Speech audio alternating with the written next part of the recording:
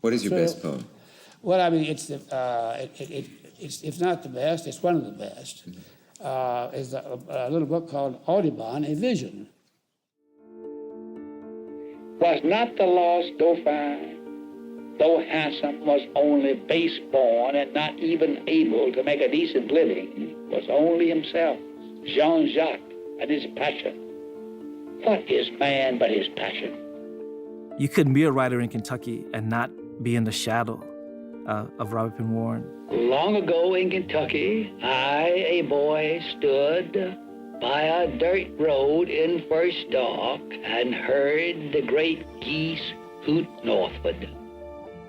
Warren was always in some way dealing with the problem of the burden of the past on the present. In this century and moment of mania, tell me a story. Red was fascinated by the whole question of time and of memory, and indeed of human culpability. The name of the story will be Time, but you must not pronounce its name. Tell me a story of deep delight. One of Warren's great strengths as an artist, as a poet, is to provide in his work a kind of hope for us against the despair of our history and our human condition. My concerns are very simple and few. That I'm probably concerned with trying to write poems and now and then a novel.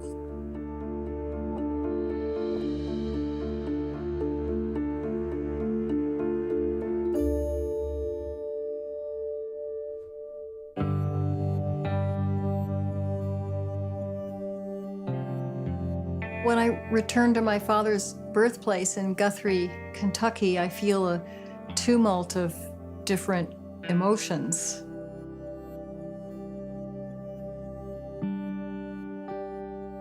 I feel grief for his loss again in a fresh way. I feel touched by the reality of his past, his youth, the world of his youth.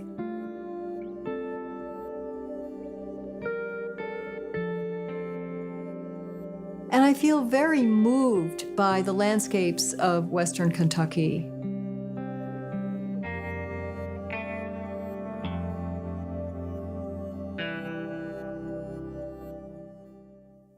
Pondy Woods. The buzzards over Pondy Woods achieve the blue, tense altitudes. Black figments, but the woods release obscenity in form and grace, drifting high through the pure sunshine, till the sun in gold decline. I'm sitting in the Robert Penn Warren Birthplace Museum, this exact room he was born in 1905. And it's not an exaggeration to say that Robert Penn Warren changed the course of American literature. I am a Southerner, and that can't be changed because on a birth certificate. Nothing you can do about it. That nothing I can do about that. Right. He never forgets Kentucky. Something in him is permanently embedded in the dark and bloody ground. A train's far whistle blew and drifted away coldly. Lucid and thin the morning lay along the farms, and here no sound touched the sweet earth, miraculously stilled. But it's all about place. It's the poems as rooted in that soil, in that place, in and around Guthrie. And buzzards over Pondy Woods achieve the blue tense altitudes, drifting high in the pure sunshine till the sun in gold decline. Then, golden and hieratic through the night, their eyes burn, two by two. He grows up hearing this great storyteller, his grandfather, tell him about the war. He said, but around him, it wasn't just his grandfather. It was like, he said, everybody had been in it, meaning the Civil War. My wife says if I say the war, she doesn't know what the hell it is. Korean, Second World War, First World War. To you, the war is... Or revolution, or the war, Civil War. Well... We're here at the grave of Gabriel Thomas Penn, my father's favorite grandfather, the one at whose farm in Cerulean Springs he stayed so many boyhood summers. Can you remember your own grandfather, who was a cavalry officer, I believe, telling you stories of... Yes, he was captain of cavalry for the 4 years of the war. And he was a very bookish man. He quoted poetry by the yard. Or the battles, the campaigns of Napoleon. He could draw in the dust and make me put empty cartridge shells for regiments or so-and-so. Your grandfather explained the strategies by... Explained the strategies. He was an old man. He was full of Napoleonic campaigns and the battles he had been in. When I was big enough to understand more or less, he talked about his views when the Civil War was coming on.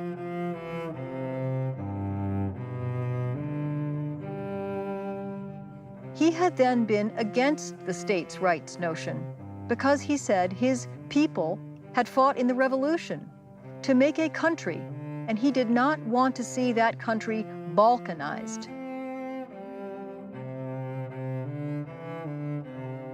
And he thought that slavery was an outmoded, or was it outgrown, institution or practice or something.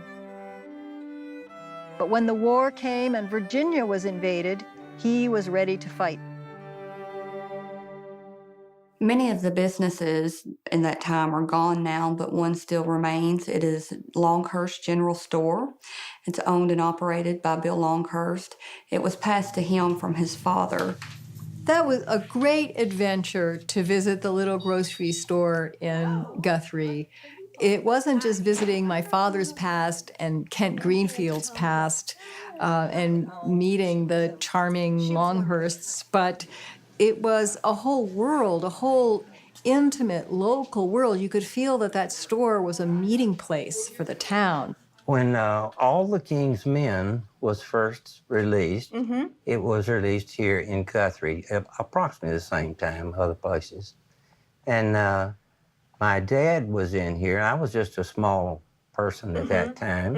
And Mr. Warren came in. You mean my grandfather? Your grandfather. Yes. And he came in, and my dad was talking to him, and they were doing this movie tonight here in Guthrie at a place we call the Lyric Theater. And my dad asked him, said, Mr. Warren, are you going to give a speech tonight? Well, that intrigued me, you know. Right. And he said, no, I don't think so. So after he left, I asked my dad, I said, why did you ask Mr. Warren? And then he explained to me about All the King's Men and the whole thing. And that was my first recollection of knowing something about your father. Yes, and his father. Yes. Yes. My father revered his father, Robert Franklin, who had probably only a 6th grade education and came from a tough background. He went to work as a store clerk, and he was bright, and people liked him. I think he even helped found the little bank here and worked as a cashier, and eventually became quite a genteel person and was able to marry his sweetheart, Anna Ruth, and have the 3 children. My grandmother, Anna Ruth Penn Warren, was also very literary. She was a school teacher.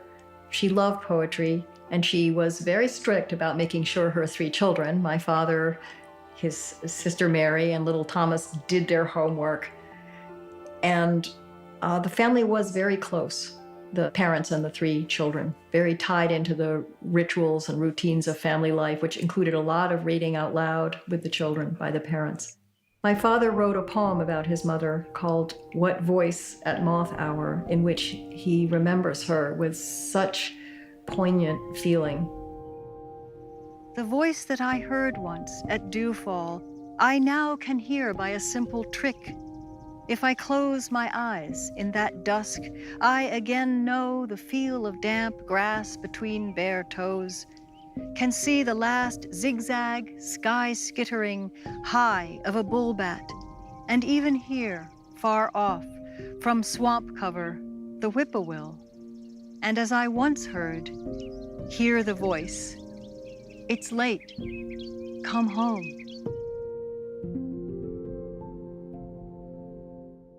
Can you imagine anything that could have kept you from becoming a writer?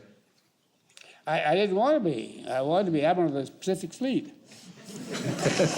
Couldn't you do that on the side? Well, writing's a lot harder than that. I tried to, but I got the diploma at Annapolis, but then I had an accident and couldn't take it. You had what? An accident and couldn't take it. And there was a tall hedge, and his younger brother, 6 years younger, Thomas, was on the other side of the hedge, didn't know my father was there, and was idly just tossing a rock up in the air, catching it. And he missed, and it went over the top of the hedge and popped him in the eye. So it was surgically removed. And he wore a glass eye his whole life. Kent Greenfield and Robert Penn Warren's friendship was rather unique. It was almost as he became Robert Penn Warren's protector, older brother figure, you could say. Every time that I would try to talk to Kent, and that was practically every day because I'd seen, and I would say, Kent, tell me about something about the major leagues, something about baseball. Yes. I happen to like baseball. Yes. And he would only talk to me a few minutes about it, and the next thing he would say, you know that bird dog sitting out there in the truck? Which he carried a truckload of bird dogs with him all the time. He would say, oh, he's the best bird dog. And he would get off on hunting and bird dogs. Yes, yes. So I never could keep him on track. All the images, I think, that for anybody that are basic, are gained at a very early age. And attitudes, I don't mean opinions, but I mean attitudes, are gained very early, and you work from those all your life. Obviously, I never knew Kent Greenfield except hearing my father talk about him, and he wrote a poem about him, too. I read the poem. He just... Probably one of the few that I really understand. And one Sunday afternoon, in the idleness of summer, I found his farm and him home there, with the bird dogs crouched round in the grass, and their eyes on his eyes as he whispered, whatever to bird dogs it was, then yelled, well, for Christ's sake, it's you. Kent is buried just a few feet away from my father's grave here in this cemetery in Guthrie. So they're still together here in Guthrie, these two boys, then old men, still in a sense in companionship here on their home ground. Yes, me, for Christ's sake, and some 60 years blown like a hurricane past. But what can you say? Can you say when all to be said is the done? My father's buried in Stratton, Vermont, where he lived long, happy years as a family there. But he wanted a marker here in Guthrie because deeply rooted in Guthrie was his soul and his whole sense of life. And I wonder what it would be like to die, like the nameless old skull in the swamp, lost, and know yourself dead lying under the infinite motion of sky.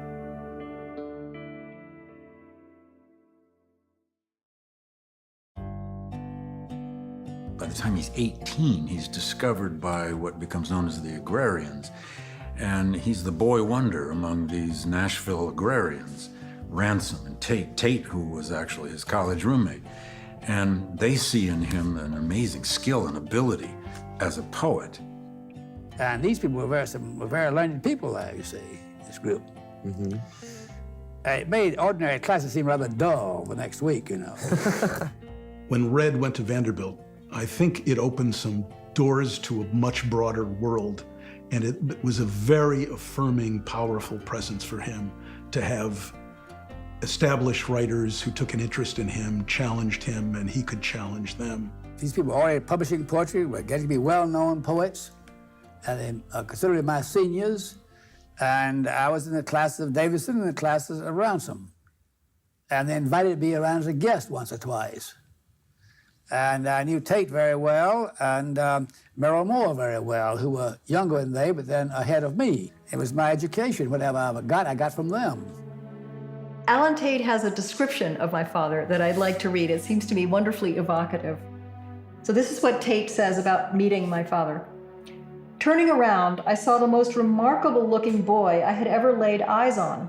He was tall and thin, and when he walked across the room, he made a sliding shuffle, as if his bones didn't belong to one another. He had a long, quivering nose, large brown eyes, and a long chin, all topped by curly red hair.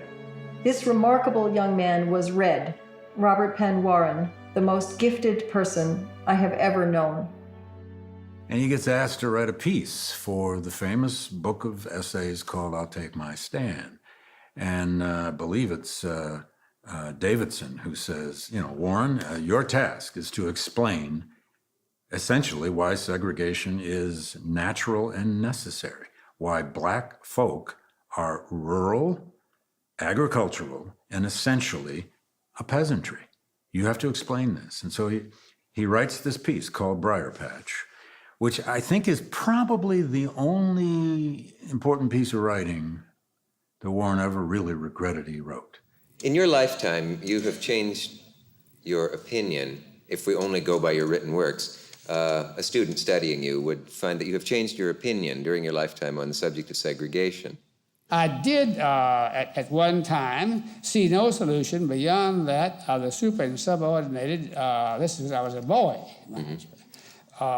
classes in society or groups in society, which was the standard view of sociologists, most sociologists, and of the Supreme Court. You can't talk about Robert Penn Warren and race without first locating him in the place, which is not just the American South, but in southern Kentucky, right on the edge of the Tennessee border. The largest monument to the Confederacy is in southern Kentucky. It's a huge obelisk that was less than an hour from him. So if this is the space that he was born out of, I mean, it would not be a surprise to anyone that by the time he was 16 years old and undergraduate at Vanderbilt, that he have some conservative ideas. And the piece in the end simply argues that segregation is necessary, probably permanent, and rooted in the natural proclivities of Black and white people. The Southern white man may conceive of his own culture as finely rooted in the soil, and he may desire, through time and necessary vicissitude, to preserve its essential structure intact. He wishes the Negro well. He wishes to see crime, genial irresponsibility, ignorance, and oppression replaced by an informed and productive Negro community. He probably understands that this Negro community must have such roots as the white society owns, and he knows that the Negro is less of a wanderer than the poor white, whose position is also insecure. Let the Negro sit beneath his own vine and fig tree. It doesn't matter how much we measure what's left of a racial idea in Robert Penn Warren, or for that matter, an Abraham Lincoln back in the 19th century. What matters most is the growth, is the trajectory, is the change, and how it's exhibited in the art. After being away from the South for many years, in Europe a while, when I came back, I saw many things that shocked me, surprised me at least. But that surprise became more and more important to me. At first, it appears he just wanted to be a poet, you know, like Tate and others in that group of agrarians, just wanted to be a poet. But I don't think Warren could ever escape his endless fascination with history. There's a poem in which there's a simple line by Warren where he says, "History is the thing you cannot resign from." After Warren graduated from Vanderbilt in 1925, he went on to the University of California for graduate study. Here he met Emma Brescia, whom he married in 1929, After accepting a Rhodes Scholarship in 1928, Warren then taught at Southwestern College in Memphis, Vanderbilt, and eventually at LSU. Although he liked to describe himself as a poet first and then a novelist, Robert Penn Warren was a passionate and dedicated teacher who influenced countless students, including additional stops at the University of Minnesota and then at Yale. I write a lot of criticism, and I've done some teaching, which is a form of criticism, but I don't feel that as a profession. I feel that as part of our social life, talking about books I read to somebody, or writing about them. And usually the books that I've written about sort of come out of talking, out of classes. Later in his career, Warren thought of himself mostly as a poet, but of course he was a prolific novelist. His first novel, Night Rider, published in 1939, centered upon the Black Patch Tobacco Wars, a conflict that was rooted in his hometown of Guthrie. The novels that followed were At Heaven's Gate, All the King's Men, World Enough in Time, Band of Angels, The Cave, Wilderness, A Tale of the Civil War, Flood, A Romance of Our Time, Meet Me in the Green Glen, and A Place to Come To.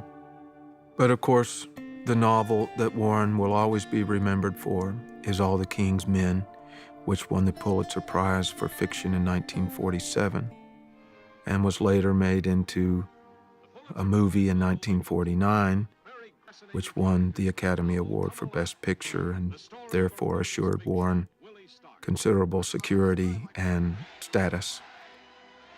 Well, All the King's Men is one of the greatest novels ever written by an American. Presenting His Excellency Huey Pierce Long, the dictator of Louisiana, the enigma who is making many Americans regret that the United States ever purchased Louisiana. Living in Louisiana, as my father was when Huey Long was governor, was an education in politics, I'm sure. How many men ever went to a barbecue and would let one man take off the table what's intended for 9/10 of the people to eat? The only way you'll ever be able to feed the balance of the people is to make that man come back and bring back some of that grub he ain't got no business with. I remember we had a little conversation about All the King's Men, and he really wanted me to know that he didn't think that Huey was a complete bad guy. But you see, that man went freshman English at Oklahoma, 1 year of law school at Tulane for a 3-year course, and then applied for the bar examination. That's first-rate brains. How do you use power for good? And even when you're trying to use power for good, you might do some bad. In fact, Warren once said, evil is, this is a quote, evil is the cost of doing good. You look around and you can see what was happening. You could see, on one hand, the sudden social goods being done, being delivered. But this is true of all authoritarian states. Mussolini or Hitler or anybody else gives something for what they get. They all do that. You cannot have a tyranny without a paying off for it, anywhere. Bridges are an important item in a state like Louisiana, which is cut up by many rivers and bayous. Hence, all the farmers cheered when Huey built the $11 million Trans-Mississippi Bridge. They didn't have to pay for it. You take a poor state like Louisiana, with no social services whatsoever, no medical care, toll bridges, no highways, no roads, rotten schools. Poll tax. Poll tax, and it's made for the man of power to come in there and do something. It's a gift. If you allow a big man to have billions, then all of us can't have anything else.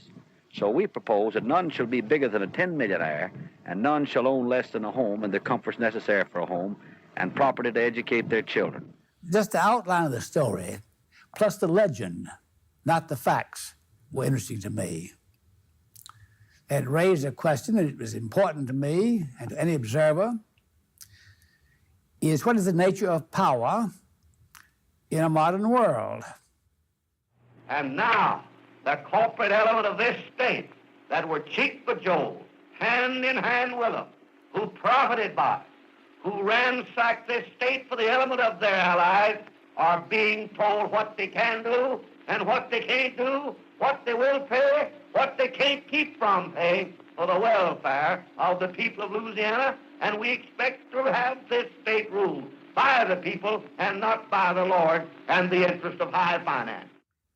And you have this dramatic personality who gets shot in his capital. He dies in the capital just like Julius Caesar. And a professor of Shakespeare then I couldn't miss the parallel. Yes, there's a parallel. Huey Long gets assassinated. Julius Caesar gets assassinated. But he's really saying, I'm writing about the whole ancient history of this problem of power and human nature and just what about us is fated or not.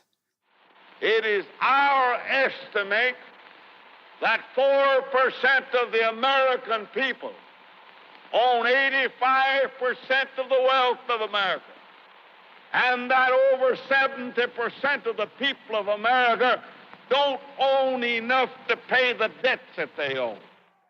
Gamblers and crooks fought for his favor, but a fearless few risked ruin to destroy him. Be it resolved by the House of Representatives in open session convened that said Willie Stark be, and he is hereby impeached. And I think because of the genius of the film, a lot of people know more about the book and the author than most books that are converted to film. There used to be a tale circulating in Louisiana about the kingfish sitting around with his cronies, and suddenly he wasn't talking. He was looking from face to face with great curiosity. And his cronies, not accustomed to his total silence, said, "What's the matter, boss? What you thinking about?" "Well," he said, "I'm just thinking how, if I should die, all you guys would be in jail right away." All the fascinating characters from the novel come alive. Tom Stark, the big shot son, who went for the girls. Jack Burden, Tiny Duffy. Adam Stanton, who believed in a sister's honor. And Sugar Boy with that .38 under his armpit. Now listen to me, you hicks. Yeah, you're hicks too, and they fooled you 1,000 times just like they fooled me. I'm gonna stay in this race. I'm on my own and I'm out for blood. If you're writing a story, that the narrator has to be involved more or less to make it important. Otherwise, why is he telling the story? Mm-hmm. And so he became, very quickly, the person whose need was fulfilled most completely by the politician. Jack Burton, Willie Stark's hatchet man. I asked you, how did you find out? You know, Judge, dirt's a funny thing. Some of it rubs off on everybody. Tragedy, even if it's a horrible tragedy, you try to find some catharsis in it. You try to find something in the end, if you've survived, that is redemptive. What happened to his greatness is not the question. Perhaps he spilled it on the ground, the way you spill a liquid when the bottle breaks. Perhaps he piled up his greatness and burnt it in one great blaze in the dark, like a bonfire. And then there wasn't anything but dark and the embers winking. The story of a ruthless big shot, Willie Stark. And for the last time, I tell you that nobody, do you hear me? Nobody will tell me how to run this state. His manners, his morals, and his women. If I get a divorce... Maybe we better stop seeing each other. No, we won't stop seeing each other, will we? No. Perhaps he could not tell his greatness from ungreatness, and so mixed them together, that what was adulterated was lost. But he had it. I must believe that.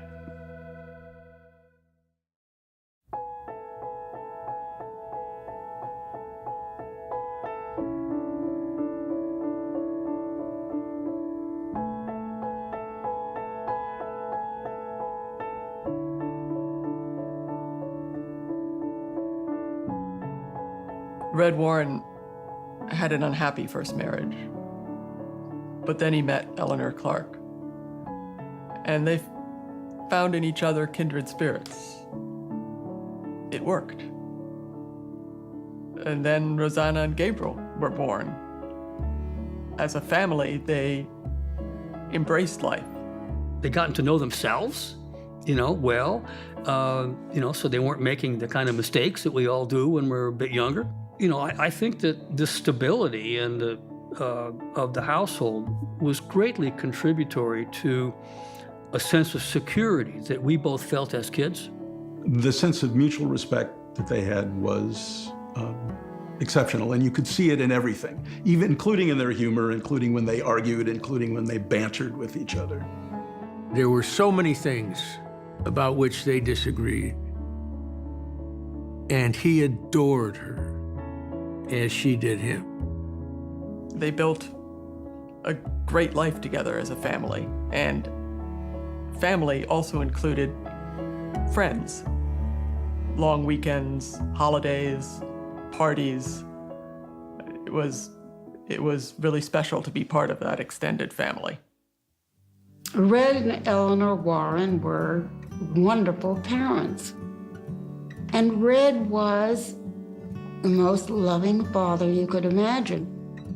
At age 49, he became a father to Rosanna and then to Gabriel.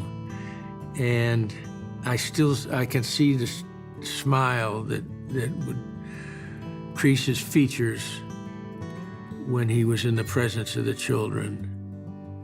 It gave him pleasure to see how these children introduced him to a world of fantasy, of wonder, of love.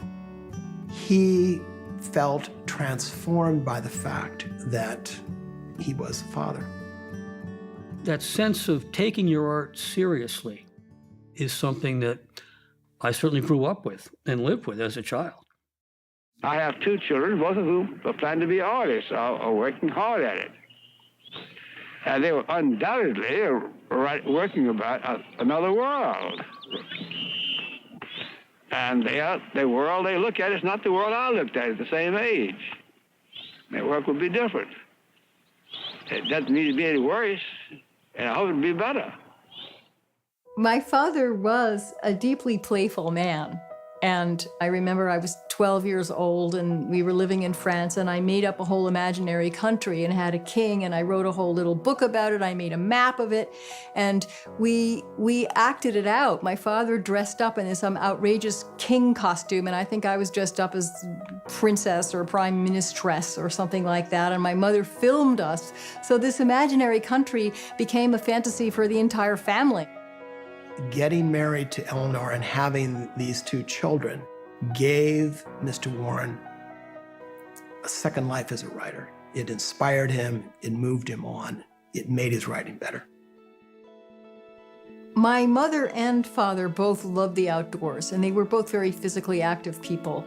And that meant that our childhood was constantly being played out either on beaches or on hikes here in Vermont. My parents wanted a very physical life for us.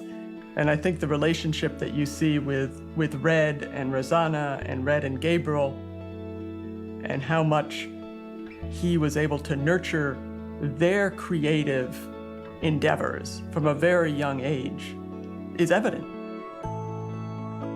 Our father had a ritual of reading to my brother and me every night. He must have read hundreds and hundreds of books, and we required this. It went on for many years, as far as I can remember. We were reading to ourselves, but we also wanted Pa to read to us. I think it surprised him, and sometimes he kind of made a self-joke about it, how at a relatively old age he became a father, and how it surprised him how much pleasure and how much wonder these children gave to him.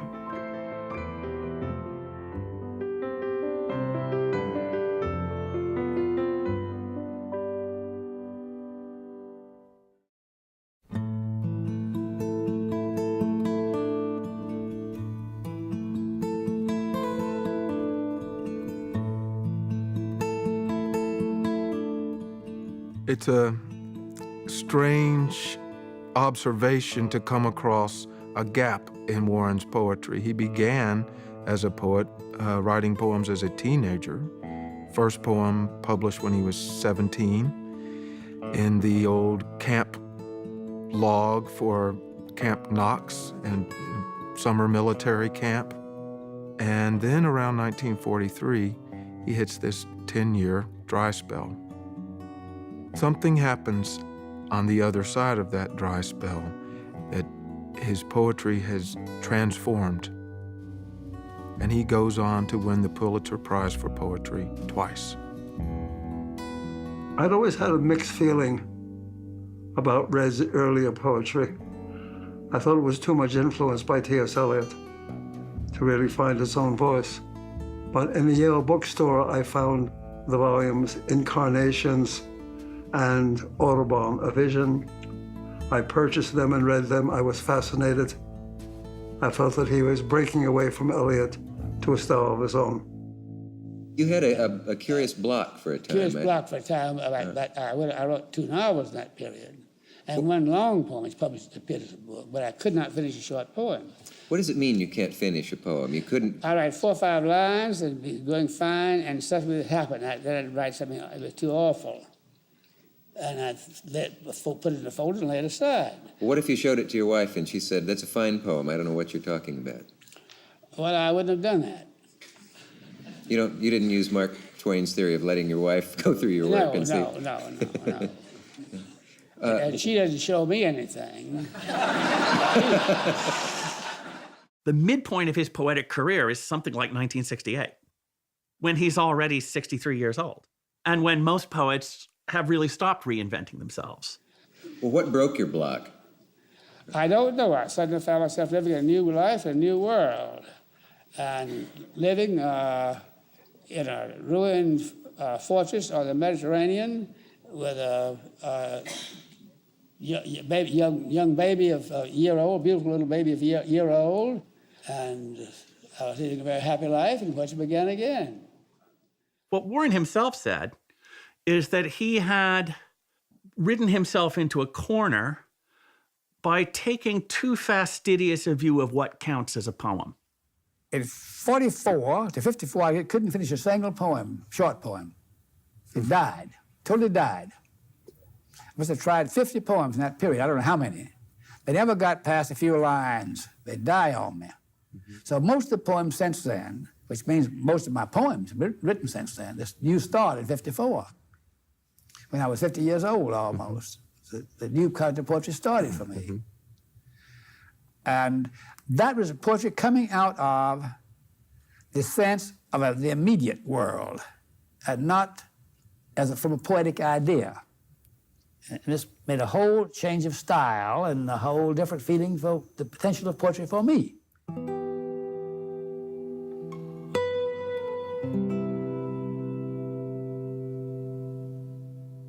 To a place of ruined stone we brought you, and sea reaches. Rocca, fortress, hawk heel, lion paw clamped on a hill. A hill, no, sea cliff and crag cocked, the embrasures commanding the beaches, range easy with most fastidious mathematic and skill. One book, 20 years ago now, a book called Promises, developed into much of a unity. It was written almost all in one summer, in the fall. In one moment of feeling, an arch of feeling made that book. We have brought you where geometry of a military rigor survives its own ruined world, and sun regilds your gilt hair in the midst of your laughter. Incarnations had its own unity, but it was an accidental unity in a way. I wasn't planning it. It was all written, almost every line in the same place. 2 summers in the same place. Were these in Italy? There was an island in the Mediterranean, a French island, a very enclosed, remote spot, and it seemed to bring a focus of certain feelings and so forth there, gave it a unity of some kind.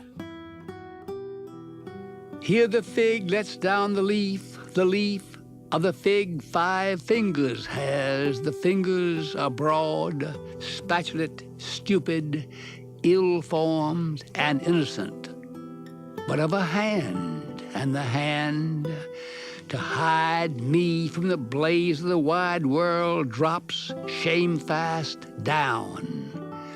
I am what is to be concealed.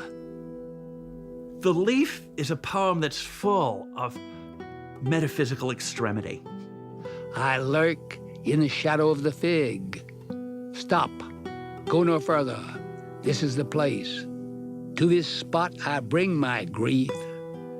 Human grief is the obscenity to be hidden by the leaf. A book called Or Else was early planned, not poem by poem. I said I will think consciously of what kind of pattern may develop now in this book. My wonderfully mischievous little brother turns up in the poem Little Boy and Lost Shoe.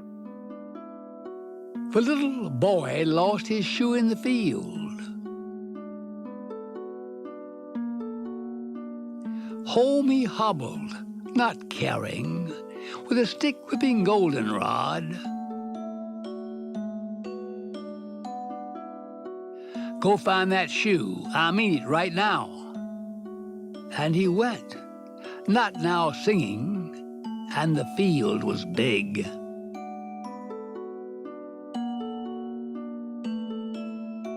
Where I think that the writer of the poem, the grown man, the father, was feeling at the same time what it was like to be the little boy and to be the father.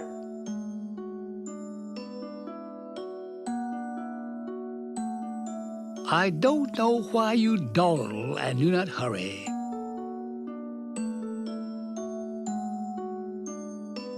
The mountains are leaning their heads together to watch. How dilatory can a boy be, I ask you? The beauty of Folly on Royal Street is the wonderfully outrageous allusion of its opening. Drunk, drunk, drunk amid the blaze of noon, which alludes to the famous line from Samson Agonistes. Oh, dark, dark, dark amid the blaze of noon. Drunk, drunk, drunk amid the blaze of noon. Irrevocably drunk, total eclipse or at least almost. And in New Orleans once, in French town, spring, off the Gulf, without storm warnings out, burst like a hurricane of camellias, sperm, cat squalls, fish smells, and the old pain of fulfillment that is not fulfillment. So, down Royal Street, Sunday, and the street blank as my bank account with 2 checks bounced, we, C and M and I, every man jack skunk drunk came. It describes a moment in Warren's own poetic career when he thinks he's hot stuff in the 30s, seen from much later. And I think it's a skeptical replay of his earlier poetic career.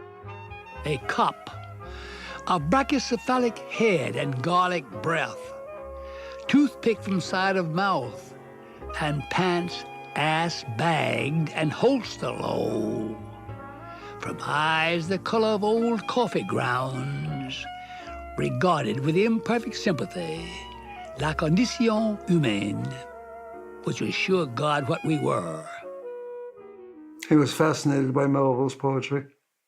Also had a great feeling for John Greenleaf Whittier's poetry. And of course, he loved Faulkner and he loved Theodore Dreiser. No psychiatrist need be called to anatomize his pain. He suffers but the kind all men suffer in their humankind. No, suffers too his nobility of mind. He denies it, he sneers at it in his icy nightmare of the superlative of self and tries, but cannot theorize past the knowledge that others suffer too at last. He's no philosopher. His only gift is to enact all that his deepest self abhors and learn in his self-contemptive distress the secret worth of all our human worthlessness. There are certain images that tend to get fixed in one's experience at a rather early age. Do you find, looking over your own poetry, that any of these images keep coming along, following through all of these different phases? I'm sure of it. Mm-hmm. Usually because somebody else has told me about them later on. They have spotted them and told me about them. This is Evening Hawk. From plane of light to plane, wings dipping through geometries and orchids that the sunset builds.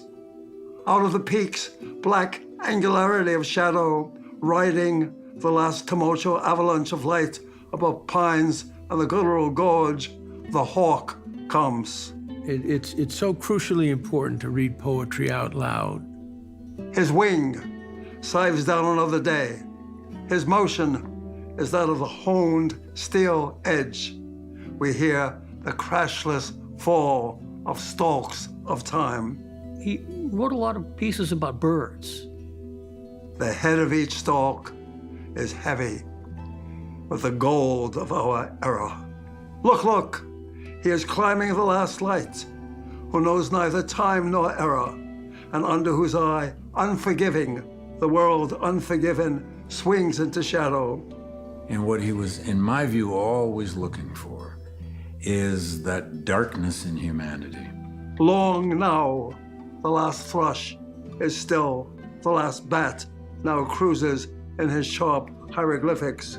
His wisdom is ancient too, and immense.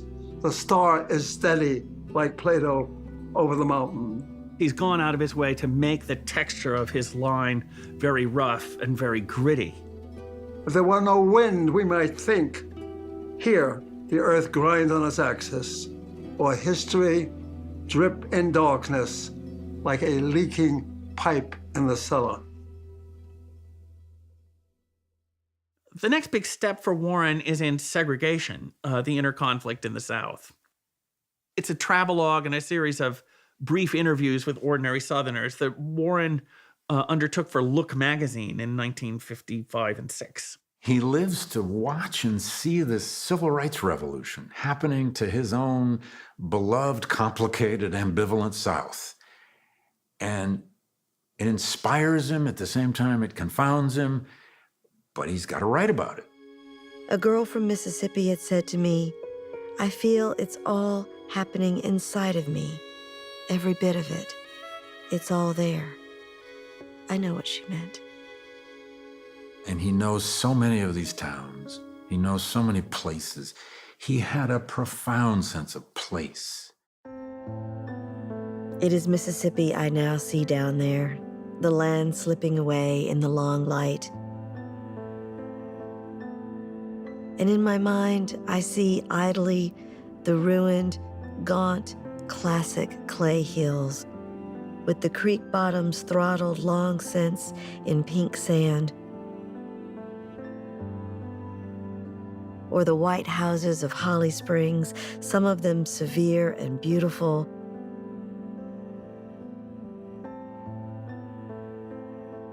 or Highway 61 striking south from Memphis, straight as a knife edge through the sad and baleful beauty of the Delta country. South toward Vicksburg and the federal cemeteries, toward the Fantasia of Natchez.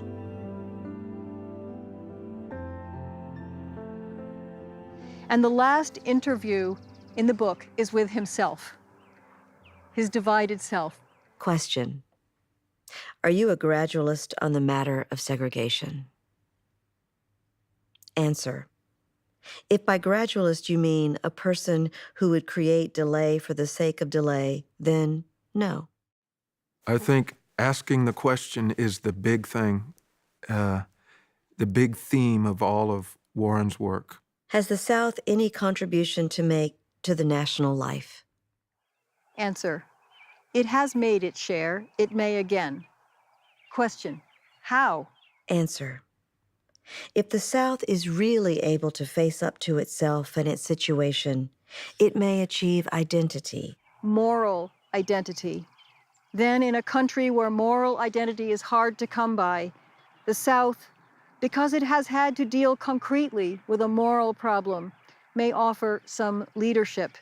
And we need any we can get if we are able to break out of the national rhythm, the rhythm between complacency and panic. This is, of course, an interview with myself.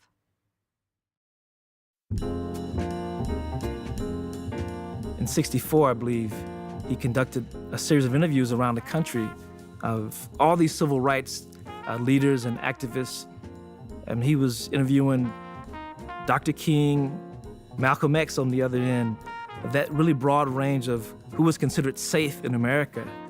And here's a college professor sitting down, having these long conversations and asking these very pointed questions about race.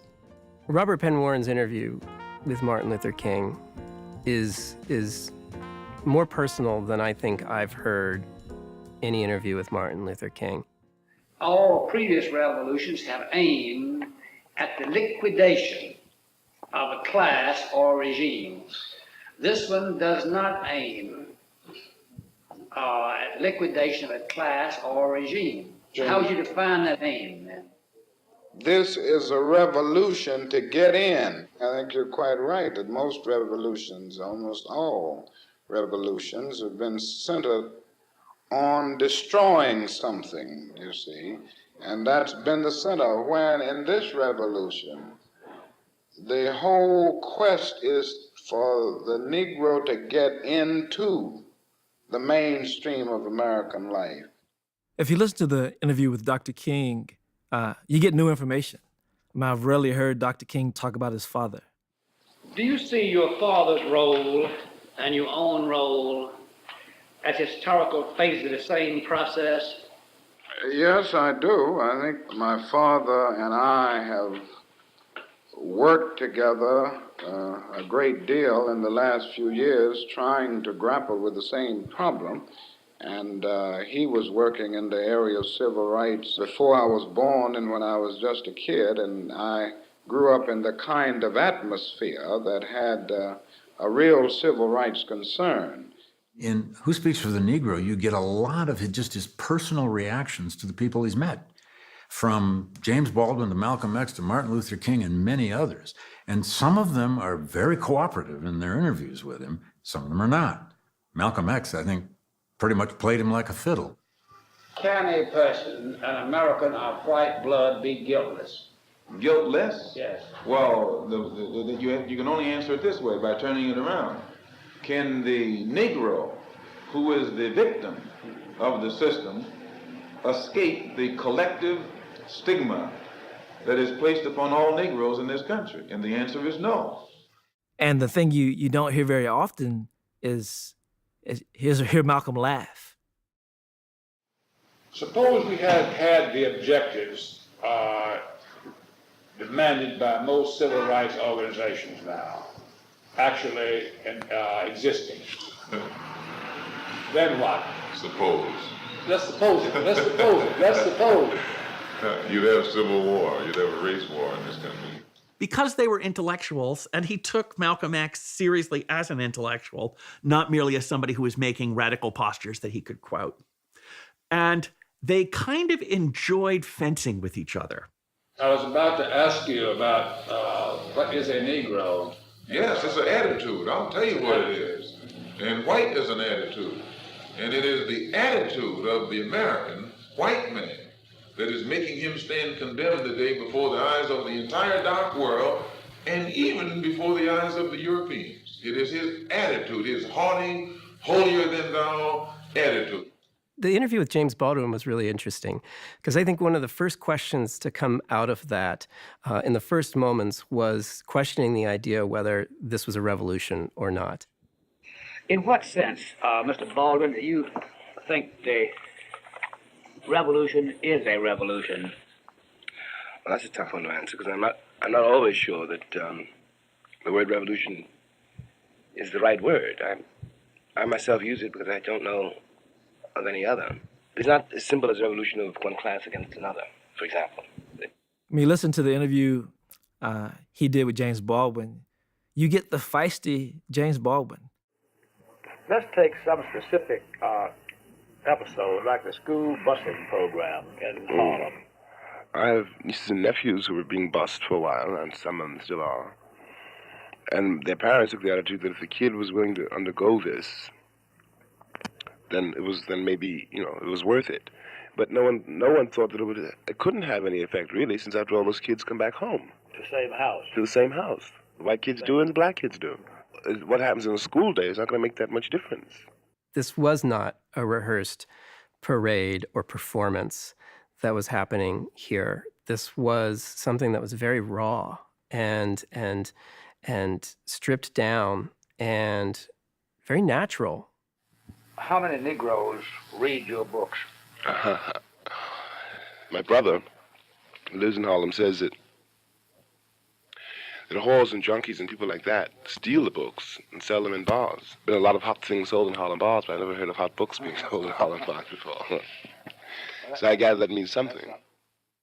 Warren's legacy of the Civil War reads like a primer for not only an understanding of the issues surrounding the war itself, but 100 years later, the issues facing the nation in terms of racial justice, social justice, and even a primer for understanding another half a century out, our contemporary moment. Mr. Warren, you, among others, have said that the Civil War is the most influential event in American history. And we hear that said, but what does that really mean? The war made an infinite difference. It removed a paradox from the notion of America, the land of freedom, which was also the land of chattel slavery. That was over. Now, what happened afterwards, far from perfect, God knows, and what's still happening. You can't talk about Robert Penn Warren and not talk about history. You can't talk about Robert Penn Warren and not talk about the American South. You can't talk about the American South and not talk about race. You can't talk about race and not talk about the Civil War. The Civil War is, for the American imagination, the great single event of our history. Without too much wrenching, it may, in fact, be said to be American history. Before the Civil War, we had no history in the deepest and most inward sense. There was, of course, the noble vision of the Founding Fathers articulated in the Declaration and the Constitution, the dream of freedom incarnated in a more perfect union. But the revolution did not create a nation except on paper.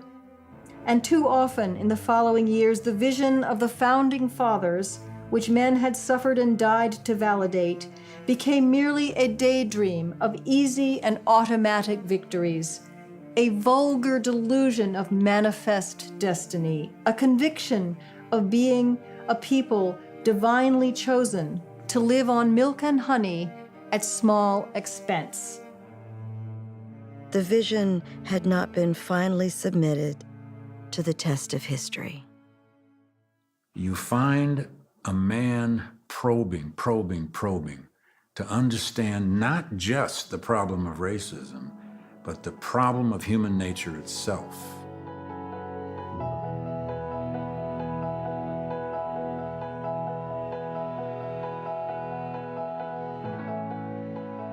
It's so rare to meet people unapologetically living the life of the mind.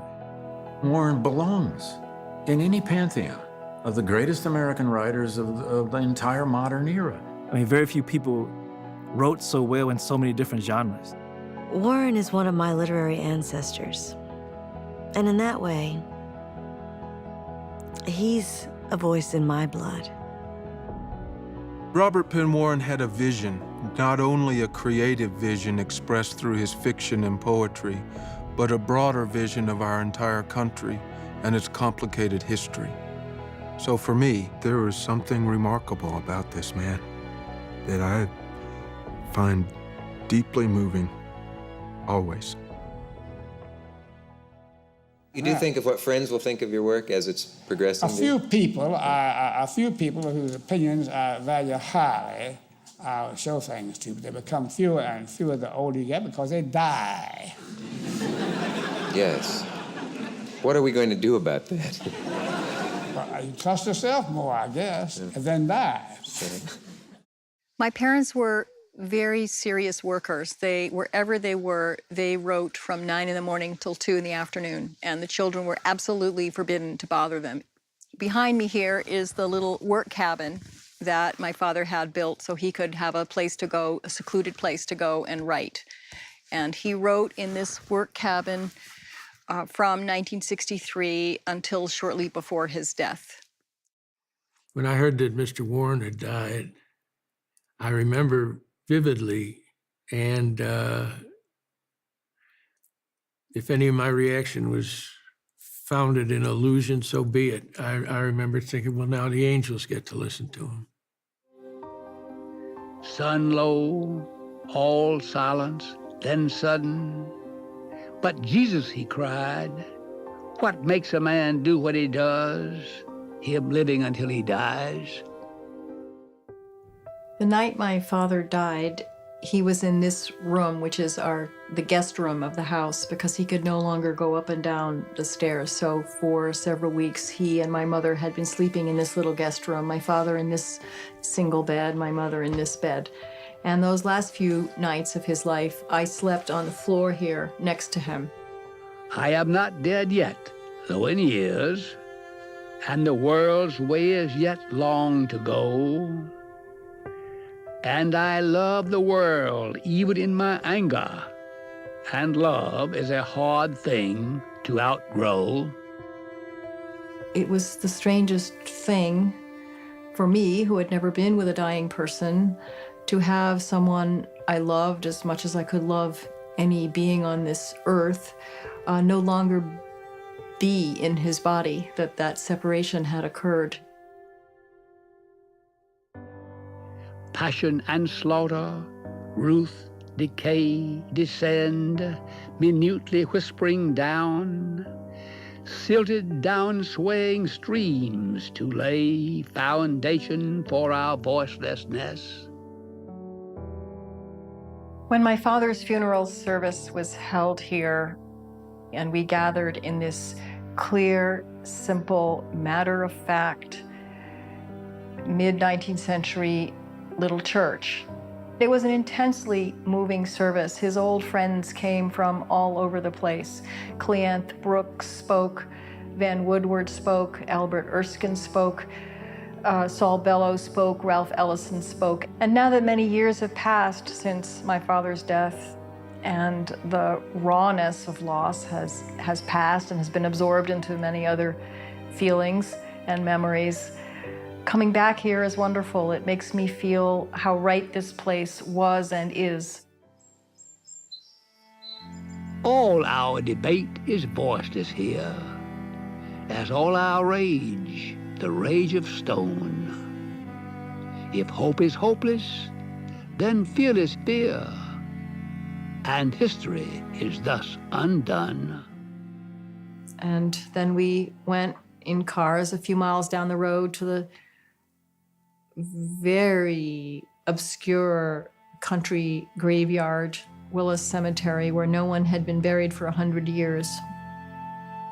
And we gathered there under the maples and oaks and said our last goodbyes and read a few of his poems, and that was that.